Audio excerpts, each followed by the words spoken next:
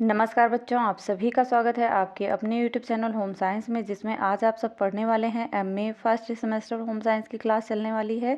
जी हाँ, जो नई शिक्षा नीति के अनुसार लागू किया गया है, आप सबका सिलेबस रखा गया है। इस वर्ष जो आपका सेमेस्टर वाइज पेपर होने वाला है, उसी के अकॉर्डिंग आप सभी की क्लास भी चलेगी। ठीक, तो विकास इससे पहले भी मैंने 14 क्लासें अपडेट कर दी है, अपलोड कर दी है। जो नहीं देखे हैं वो जा कर के देख लें। चैनल पर सभी क्लास उपलब्ध हैं, प्लेलिस्ट में भी उपलब्ध हैं, प्लेलिस्ट भी सर्च करके देख सकते हैं। तो विकास और लिंग, जैसा कि आप सबको पता है, आप सबका पेपर 4 पेपर होने वाला है और उसमें तीसरा पेपर है आपका विकास और लिंग। जी हाँ, जिसे हम डेवलपमेंट एंड जेंडर डेवलपमेंट होगा। ठीक, तो जेंडर डेवलपमेंट में आज आप सब बहुत ही महत्वपूर्ण टॉपिक को कवर करने वाले हैं, जो आपका वोमेन प्रोटेक्शन से है ना, वो यूनिट्स, उसी के अकॉर्डिंग मैंने रखा है आप सभी का प्रश्न, जो बहुत इंपॉर्टेंट क्वेश्चन है। तो अभी तक जो नहीं चैनल को सब्सक्राइब किए हैं, सब्सक्राइब कर लें, वीडियो को अधिक से अधिक शेयर लाइक भी करते रहें। और आगे बढ़ते हैं, देखते हैं प्रश्न हमारा क्या कह रहा है बच्चों। अभी तक जो सब्सक्राइब नहीं किए हैं, चैनल को सब्सक्राइब कर लो, क्योंकि इस पे सभी महत्वपूर्ण प्रश्नों को ही हम शामिल करते हैं। ठीक, तो प्रश्न, आज का प्रश्न हमारा है कि मध्यकाल में महिलाओं से संबंधित कुछ ऐतिहासिक कुप्रथाएं हैं, जो कुप्रथाएं थी फिलहाल इस समय खत्म हो चुकी हैं, पर कहीं ना कहीं हैं भी, अभी भी ग्रामीण क्षेत्र में देखने को मिलती हैं। तो उन कुप्रथाओं के बारे में हम लोग इसमें जानेंगे। मैंने पहले ही बताया, जो वोमेन प्रोटेक्शन से संबंधित आपका यूनिट है, वोमेन से संबंधित, उसी से आप सबका प्रश्न भी है। ठीक, तो प्रश्न आंसर देखेंगे। मध्यकालीन काल में महिलाओं की स्थिति। मध्यकाल में क्या होता था बच्चों? मध्यकाल 7वीं शताब्दी के अंत में मोहम्मद बिन कासिम ने सिंध पर आक्रमण किया था, याद रखना। और मोहम्मद बिन कासिम ने 7वीं शताब्दी में सिंध पर आक्रमण किया। और लाइक शेयर करते रहें, आगे बढ़ते हैं। ठीक, जिसके साथ ही देश में मुसलमान शासकों का प्रभुत्व बढ़ने लगा। इसी युग में विदेशी आक्रांतों से बचने के लिए स्त्रियां जौहर की अग्नि में भस्म होने लगी थी। यही युग था, अगर कहीं पूछा जाए कौन सा ऐसा युग था कि जब जब स्त्रियां सती प्रथा कानून लागू हुआ था ना, सती होती थी, पति की अग्नि के साथ भस्म हो जाती थी, जो जौहर थे उनकी अग्नि के साथ भस्म होती थी। तो ये मोहम्मद बिन कासिम जब आए थे, उसी समय की बात है। इस युग में अनेक कुप्रथाओं का जन्म हुआ था, और इसी में प्रदा प्रथा, बाल विवाह, सती प्रथा, बांझ जैसी कुरीतियों के समाज को चारों ओर से जकड़ लिया था। बच्चों, ये जब 7वीं शताब्दी थी, इसी समय में ये सारी जो शासक आए थे, जो आक्रमणकारी, जैसे मोहम्मद बिन कासिम थे, ये सब जब आए अपने देश में, भारत देश में, और फिर क्या हुआ, मुसलमान शासकों का प्रभुत्व बढ़ने लगा। तो इससे क्या होता था, जो सुंदर युवतियों को देखते थे, स्त्रियों को देखते थे, तो उनके साथ गलत कार्य करते थे, या बलात्कार वगैरह ये सब क्रियाएं होती थी, जिसके कारण क्या होता था, वो स्त्रियां अग्नि में जिसके पति ना होते थे, उन्हीं को गलत निगाहों से देखते थे। तो ऐसे में वो अपने पति के साथ अग्नि में भस्म हो जाती थी। और वहीं पर फिर ये भी नियम लागू हुआ कि जो माता पिता थे, वो बचपन में ही शादी कर देते थे अपनी पुत्रियों का। और वहीं पर ये भी, जैसे कि पर्दा प्रथा, और जब सुंदर युवतियों को देखते थे, तो ये लोग उनके साथ छेड़खानी करते थे, उन्हें गलत निगाह से बलात्कार वगैरह, जो मैंने बताया भी, ये सारी कंडीशन होती थी। तो इसीलिए पर्दा प्रथा को चलाया गया था। फिर औरतें अपना सर ढक कर रखती थी। ठीक, और यहीं से बाज जैसे रीतियों और समाज को चारों ओर से जकड़ लिया। तो बच्चों, आप सबको अगर वीडियो अच्छा लग रहा है तो अधिक से अधिक लाइक शेयर भी करते रहें। आगे बढ़ते, पर्दा प्रथा मैंने शुरू में ही सारा डिटेल में बता दिया, फिलहाल देख लेते हैं। तो लिखने के लिए कुछ शब्द भी चाहिए, है ना बच्चों, लिखने के लिए कुछ शब्द भी चाहिए। ऐसे तो आपको बहुत अच्छे से आप किसी के ऊपर डिफाइन कर सकते हैं, मौखिक रूप से, पर उसे लिखित रूप में भी दर्शाना होता है। ठीक, तो मुगलों के आगमन के पश्चात सुरक्षा की दृष्टि से कुछ कुलीन वर्ग के लोगों ने पर्दा प्रथा को अपनाया और धीरे धीरे समाज के अन्य वर्गों ने भी इसका अनुसरण कर लिया। कुलीन वर्ग के सबसे पहले कौन से वर्ग के लोग इसे अपनाए थे? कुलीन वर्ग के। ठीक, फिर उसके बाद धीरे धीरे समाज के सभी वर्गों ने इसका अनुसरण कर लिया। उसके बाद आता है बाल विवाह। यद्यपि कुछ कुरीतियों का प्रारंभ बहुत पहले हो चुका था, तथापि मध्यकाल में भी यह बर्बरता की स्थिति थी।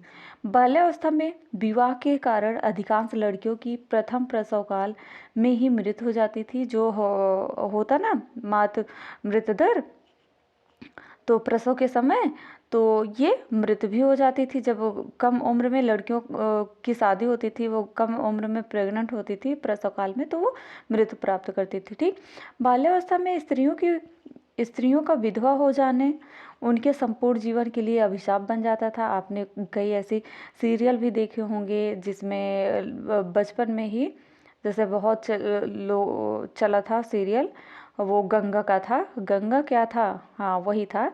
तो उसमें क्या था, जो बचपन में ही शादी कर दी थी तो वो विधवा हो गई। फिर उसके बाद संपूर्ण जीवन अभिशाप में व्यतीत करना पड़ता था कि वो विधवा ही रहें। ठीक, तो ये भी प्रथाएं थी। तो बहुत बुरा था कि बाल विवाह। ठीक, विधवाओं की स्थिति कम आयु के बच्चों का विवाह अधेड़ तथा वृद्ध से होना आम बात थी, जिनके कारण समाज में विधवाओं की संख्या बढ़ने लगी और समाज में विधवाओं को पुनर्विवाह का अधिकार प्राप्त नहीं था, बल्कि विधवा होने के पश्चात उन्हें धर्म सम्मत ढंग से जीवन व्यतीत करने का निर्देश दिया जाता था। ये सब आप सब टीवी के माध्यम से बहुत आसानी से, बहुत अच्छे से जानते होंगे। ठीक, दैनिक जीवन में, या आपकी दादी नानी ने भी बताया होगा किसी की। तो इन निर्देशों में बाल मुड़ा दिया जाना, सफ़ेद धोती पहनना, तामसिक भोजन न करना, जीवन के आमोद प्रमोद से दूर रखना आदि शामिल था। कई बार विधवाएं अपने ही परिवार के पुरुष की कुदृष्टि का भी शिकार बन जाती थी और अपनी इस स्थिति की कल्पना करते हुए कई बार स्त्रियां स्वयं ही पति की चिंता में क्या करती थीं? चिता पे कूदकर प्राण त्याग देती थी। ये सभी स्थितियों को जब जानती थी तो क्या करती? तो इसी के कारण भी वो कूद जाती थी, पति के साथ सती हो जाती थी। ठीक, उसके बाद आता है सती प्रथा।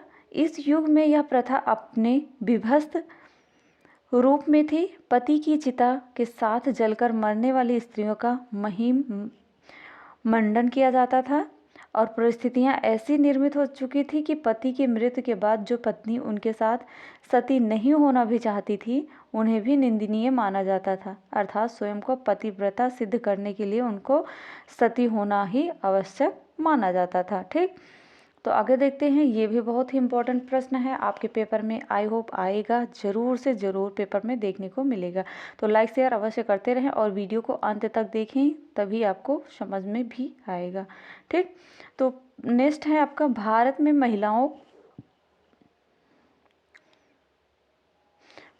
महिलाओं की कोई 5 प्रमुख समस्याओं के बारे में लिखिए। तो भारत की महिलाओं की समस्याओं को निम्न अनुसार स्पष्ट किया जा सकता है। पहला है शैक्षणिक समस्याएं, ये आज की समस्या भी है। जो ग्रामीण क्षेत्र हैं वहाँ पर नगरों की तुलना में गांव में स्त्री की साक्षरता कम होती है। जैसे कि डॉक्टरी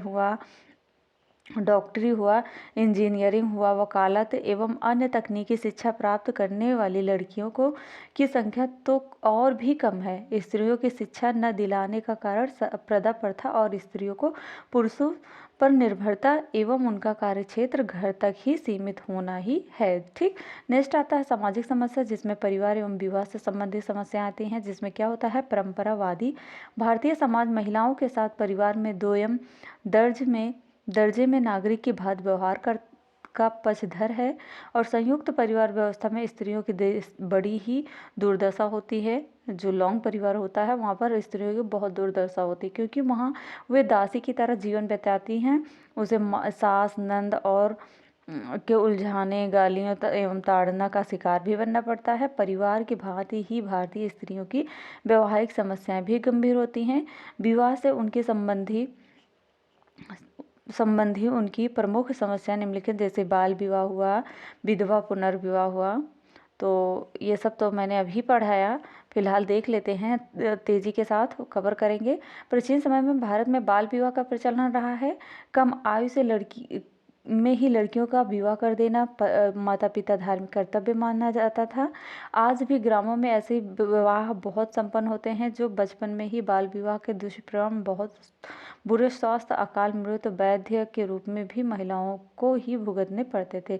नेक्स्ट आता है विधवा पुनर्विवाह का भाव। हिंदुओं में पत्नी की मृत्यु के बाद पति तो दूसरा विवाह करने की छूट दी गई है, किंतु स्त्रियों को पति की मृत्यु के बाद दूसरा विवाह करने की मनाही नहीं है, मनाही है। विधवा स्त्रियां अच्छा भोजन नहीं कर सकती। उनके भोजन में मीठे, चटपटे, स्वादिष्ट एवं पौष्टिक तत्वों के स्थान पर सादी वस्तुएं मात्र ही होनी चाहिए। शुभ कार्य में विधवाओं की उपस्थिति अपशकुन मानी जाती है। विधवा महिला को शारीरिक, मानसिक यातनाएं, कठोर जीवन, समाज की उपेक्षाएं, कटुवचन, ये सब भी सहना पड़ता है। नेक्स्ट आता है दहेज। जी हाँ, दहेज आप सबको डाउरी सिस्टम पे आप सब ने ऐसे भी कई बार लिखा होगा बचपन में, है ना। दहेज, वर्तमान में दहेज एक गंभीर समस्या बनी हुई है। दहेज की समस्या के कारण ही अनेक क्षेत्रों में बच्चियों को जन्म लेते ही मार दिया जाता है। ठीक, जलाने, मार डालने की घटनाएं होती हैं। दहेज के कारण लड़कों को मोल भाव होते हैं और जो ऊंची बोली लगाता है उसे ही अच्छा वर मिल जाता है।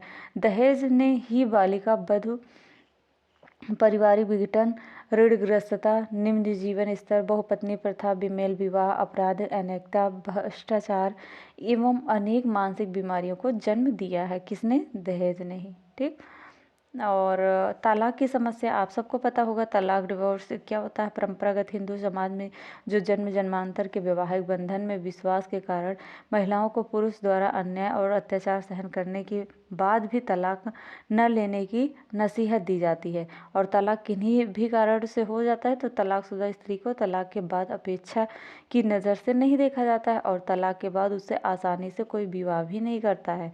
वह अकेलेपन का जीवन जीने एवं समाज के कुदृष्टि से देखे जाने की तथा अनावश्यक छीटाकशी का शिकार हो जाती हैं।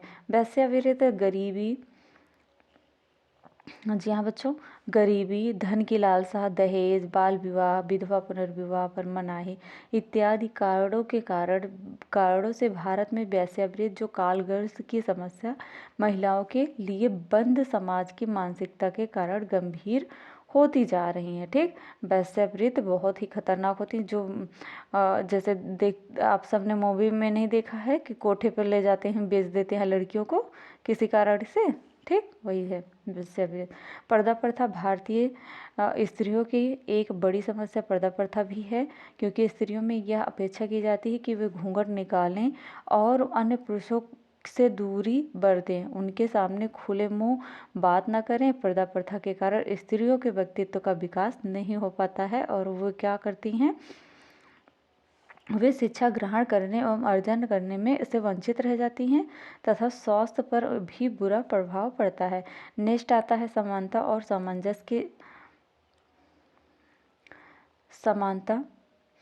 सामंजस्य की समस्या। भारतीय समाज में पुरुष प्रधान मानसिकता के कारण महिलाओं को अनेक वैधानिक प्रयत्नों के बावजूद समानता का दर्जा नहीं मिल पाता। घर परिवार कार्य की दशा, दैनिक मजदूरी इत्यादि के अनेक क्षेत्र में उन्हें पुरुषों के बराबर नहीं माना जाता। शिक्षित स्त्रियों में घर एवं बाहर के कार्यों में सामंजस्य नहीं हो पा रहा है। वहाँ भूमिका द्वंद्व में फांसी हुई और घर की परंपरागत भूमिका तथा कार्यालय की समस्या की पाबंदी और कार्यालय कार्य की भूमिका से सामंजस्य नहीं बैठा पाती हैं। यही है आपका समानता और सामंजस्य की समस्या। ठीक, स्वास्थ्य संबंधी समस्या देखते हैं स्त्रियों के लिए क्या है। स्वास्थ्य संबंधी समस्या में जैसे भारत में यद्यपि स्त्री एक पुरुष एवं पुरुष दोनों की औसत आयु में वृद्धि हुई है, फिर भी पुरुष की तुलना में स्त्रियों की जीवन अवधि सदैव ही कम रही है। असमान लिंग अनुपात, स्त्रियों की औसत आयु में कमी एवं मृत्यु दर की अधिकता के लिए बाल विवाह, प्रसव काल में स्त्रियों की मृत्यु, स्त्रियों की आर्थिक प्रनिर्भरता, लड़कियों की अपेक्षा लड़कों को अधिक महत्व देना, कुपोषण एवं स्वास्थ्य सेवाओं का अभाव आदि ये सभी उत्तरदायी होती हैं स्वास्थ्य संबंधी समस्याओं के लिए।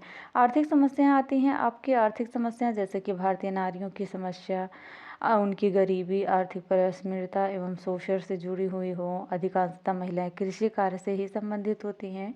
इसके अतिरिक्त वे खनन, पशुपालन एवं श्रमिक कार्यों में भी लगी रहती हैं। उच्च पदों पर आसानी से आसीन स्त्रियों तो गिनती की हैं और संयुक्त परिवार प्रणाली, पुरुषों पर निर्भरता, अज्ञानता, पर्दा प्रथा, रूढ़िवादिता आदि कारणों से स्त्रियों का कार्य क्षेत्र घर तक ही सीमित रह जाता है और वे अक्सर अपने कमाने के लिए बाहर नहीं जा पाती हैं और फलस्वरूप उन्हें अपने भ्रमण पोषण के लिए पुरुष की ओर देखना होता है, वह स्वावलंबी नहीं बन पाती हैं। तो अभी तक जो बच्चे चैनल को सब्सक्राइब नहीं किए हैं वो चैनल को सब्सक्राइब कर लें और वीडियो को अधिक से अधिक लाइक शेयर भी करते रहें। मिलते हैं नेक्स्ट वीडियो में नेक्स्ट टॉपिक के साथ। तब तक के लिए जय माता रानी। पढ़ते रहो, मस्त रहो, हंसते रहो।